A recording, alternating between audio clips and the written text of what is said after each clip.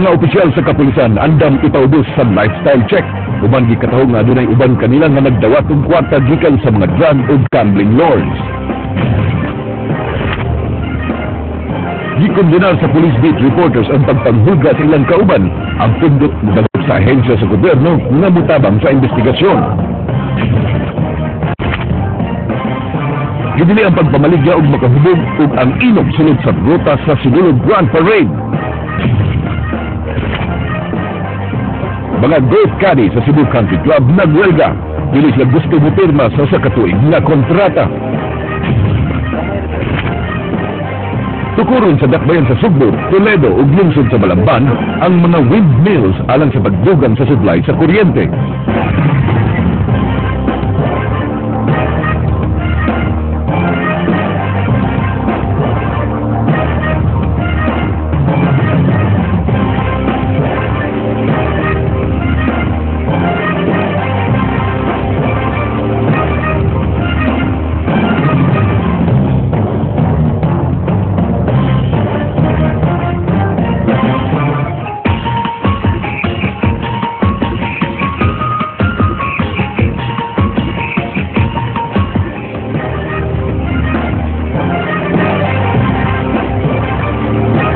Maayong hapon Sugbo, Kabisayan ug sa uban pang mga dapit nga maabot ning atong tulumanon.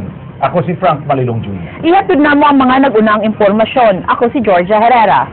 Dakpon sa kapulisan katong mamaligya og ilimnong makahubog ug ang mga muinom niini sud sa ruta sa parade sa Sinulog karong adlawng Domingo. Padayon sab ang gimong checkpoint sa PRO 7 aron masikop katong mga gun ban violators ug nakig-alayon sab sila sa mga barangay aron monitoron ang mga daotang elemento. Andrea Patenya, sugin nimi. Aron malikayan ang kagubot tungod sa paghubog-hubog, gipahibaw sa kapulisan nga ilang idili ang pagpamaligya ug ilimnong makahubog ug ang pag-inom niini sud sa parade route atol sa Sinulog Grand Parade karong Domingo. Dakpon kadtong di mo patuo kun badlungon samtang ang mga minors isumbong sa ilang mama ug papa. Una tanan, badlungon sana sila. Kanang momento nga pamagi nga badlungon. Of course, kung diligin sila mo pa to, then we'll be enforcing the ordinance along that line. So, dakpon sila, sir? Dakpon. Kasagaran, sir, diba, mga minors na mag-inom? Mag-isgot ng minors, usually with that law nga Republic Act 9344, ang atong baton dyan, i-rescue sa nato ng minors. Gawa sa no liquor zone, no fly zone sab ang parade route sa Sinulog. Laing pahimangno sa kapulisan nga di basta-basta mutuog mga text cares, sama ni ining text nga mikatap karon nga gikan matud pa sa PNP, kabahin sa usa ka rapist ug killer nga nagsuroy-suroy kuno sa Sugbo. Gihimakak sa kapulisan nga gikan nila ang maong text ug matud pa, gikinahanglang i-report ang tanang text cares ngadto kanila aron ma-validate. Gipasalig sa Regional Intelligence Division nga wa pa sila nadawat nga mga taho kabahin sa presensya sa mga crime group sa Sugbo apan padayon ng ilang surveillance. We continuously conducting meetings with our counterpart in different modes so that we will address yung concerns to the arrival of the members of the OCD group. Samtang ang dakbayan sa Mandaue ug Lapu-Lapu, wa sab magpaalkanse sa ilang security measures. Matud sa hepe sa Mandaue City Police Office, Police Senior Superintendent Petronelli Baldebrin, nagawa sa usa ka gatos ka mga pulis nga ilang i-deploy sa dakbayan sa Sugbo, bantayan sab og 330 ka mga pulis ang ilang syudad, sugod karong Biyernes alang sa traslasyon, life dance ug fluvial parade. We are also setting up police centers in public places kung ito mo alam ang sulit ng tao ng tao ng mga personal and five big malls in our city. Pabantayan sab niini ang Uwano Wharf, lakip na ang duha ka taytayan nga nagkonektar sa Mandaue ug Lapu-Lapu. Samtang ang kapulisan sa Lapu-Lapu mag-deploy sa ilang mga sakop sa mga terminals, hotels, restaurants ug mga pantalan nga sagad dagsaon sa mga turista nga buot ang mag-island hopping. Nakikita na sab sila sa mga public utility drivers aron pahimangnuan nga di gyud mangilad sa mga langyaw. May mga applications at mga drivers na sikat na dapat balik tayo yun Mensahe sa kapulisan nga bisan ug gibuhat na nila ang tanan aron pagsiguro nga hapsay ang kasaulugan sa sinulog, di gyapon mo lampo sang ilang mga tinguha kundi mutabang nila ang publiko pinaagi sa pagsunod sa mga lagda sa otoridad. Matod pa gikinahanglan ang kooperasyon gikan sa nagkalain-laing sektor alang sa usa ka lingaw ug malinawon nga sinulog 2014. Andrea Patenya, News 5. Sunod-sunod na ang pagpangabot sa mga balikbayan alang sa pagsaulog sa Fiesta Senior. Sakay sila sa mga chartered flights gikan sa United States. Chinky Barrio, Suginlimi.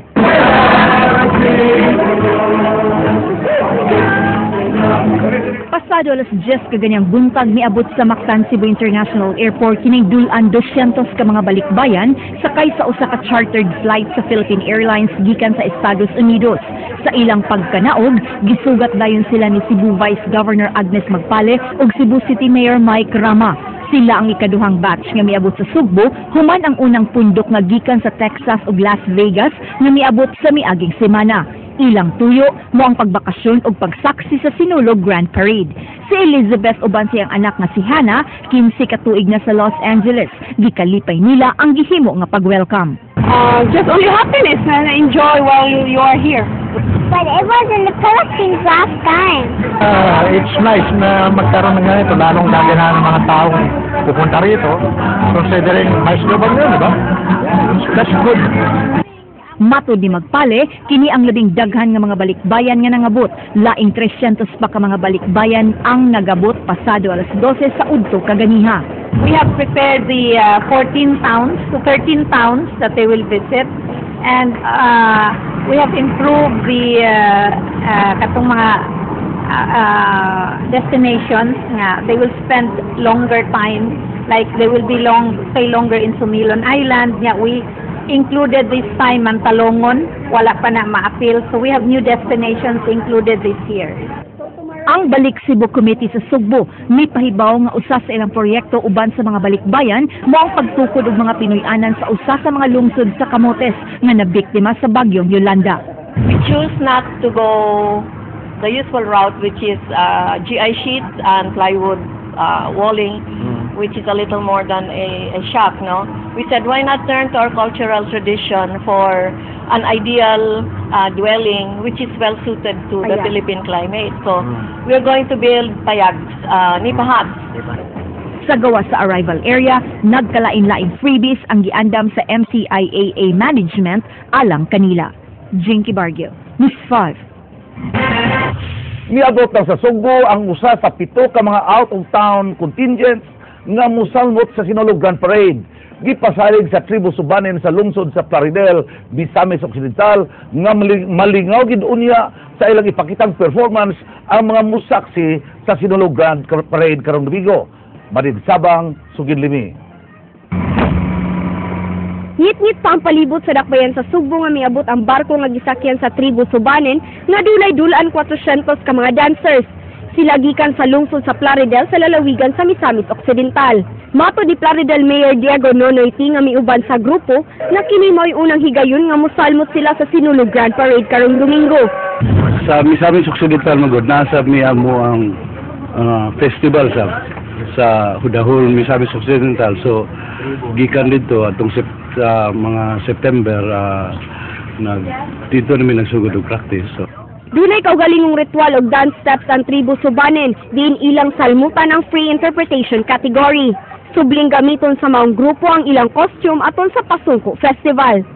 Waig sa payan sa mayor ang gasto, kay ang pagsalmot nila sa Sinulog usa ka halad sa balaang bata. Gipasigarbo ni Mayor T nga kinahanglan nga atngan sa mga dumuduong ang ilang grupo kay gawas nga nindot, siguradong mukumbati sad sila sa ubang mga contingent. of course, God. We came here to win. Ang amog yung paniwaon nga kita kami ma-champion for the very first time para matagaan ni magdungog ang among lungsod ug among probinsya. Ang choreographer sa tribo Subanen mo'y kanhi choreographer sa tribo Buyugan sa Abuyog Leyte nga usa sa mananaog sa Sinulog. At ninyo ang tribo Subanen of the municipality of Plaridel this coming Sunday for the Sinulog Mardi Gras, and we'll show you something new. So, Viva Pitsinyon yung tanan. Madin Sabang, News 5. Alang ni atong dili suhito o gustong masayod pa sa mga kalihukan o mahitabo sa Sinulog 2014, di na kinahanglan pang magdala og mapa, booklet o uban pang mga papel nga maoy mo guide kaninyo.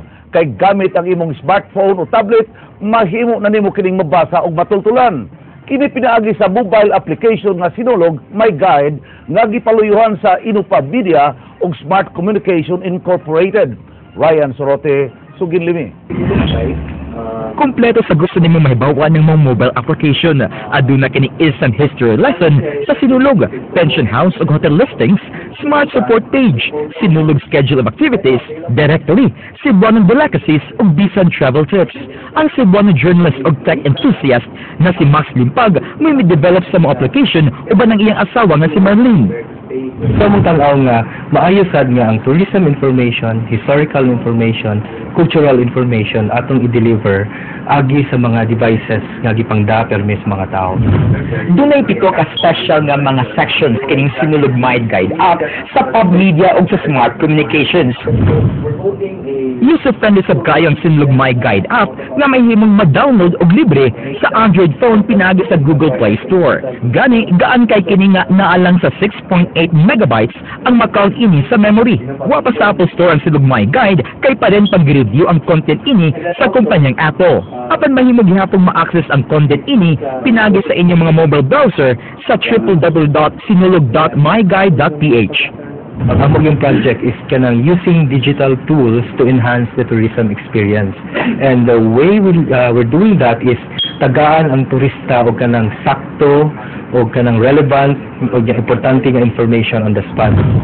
Dunay mabot na update ang application sud karong semana nga langkuban unya sa mga nakadaog sa Sinulog sa kabataan sa Dakbayan ug Lalawigan ug sa mga contingent sa Sinulog Grand Parade karong Domingo. Ang mga mobile app usa ka programa nga namugna pinagi sa Inutub, Smart o Department of Tourism. Ryan Sorote, News 5.